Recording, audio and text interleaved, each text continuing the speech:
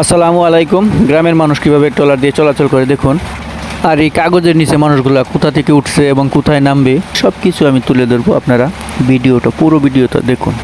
আর এই ট্রলারের সফরটা অনেক আনন্দের, কিন্তু আমরা দুঃখজনকভাবে এই ট্রলারের সফরটা করতেছি, কারণ আমরা যেই রাস্তা দিয়ে চলাচল করতাম রাস্তাটা অনেক খারাপ, তাই আমরা ট্রলারে যাতায়াত করতেছি।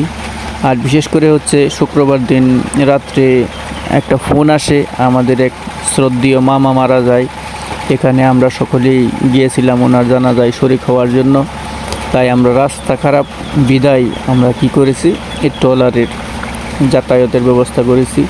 আর প্রচণ্ড বৃষ্টি হওয়ার কারণে এই তিরপাল বলে তো পলিথিন কাগজ মাথার উপরে দিয়ে দেওয়া হয়েছে, কারণ ছাতা নিয়ে এখানে যাতায়াত করলে পুরো শরীর ভিজে যায়। এই কারণে আমরা এই পলিথিন উপরে দেওয়া হয়েছে, সকলে এটার ভিতরে বসে আছে।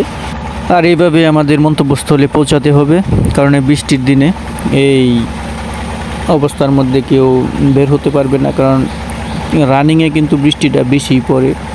আর আমরা মূলত জায়রা থেকে যেই ট্রলারগুলো চলাচল করে এই জায়রার ট্রলারেই আমরা উঠেছি।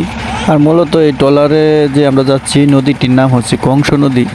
আর এই নদী পথ ধরে আমরা কিছুটা রাস্তা যেতে পারবো নদী দিয়ে।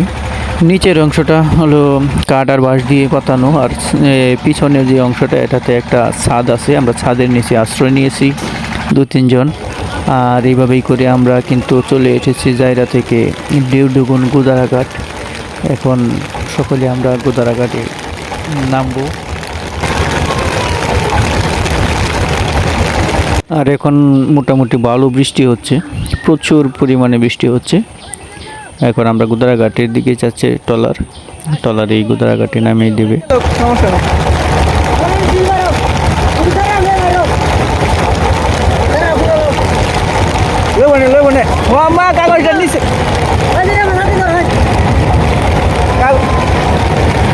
সাথী লো তো দুজন, হ্যাঁ দিলাম সাথী দিলাম।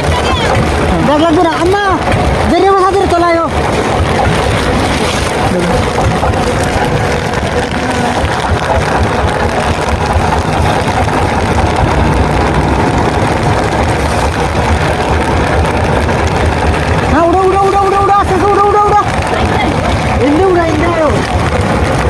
উঠতে পারো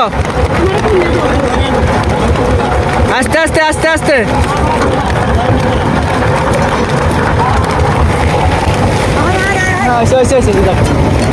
ধন্যবাদ ভাই।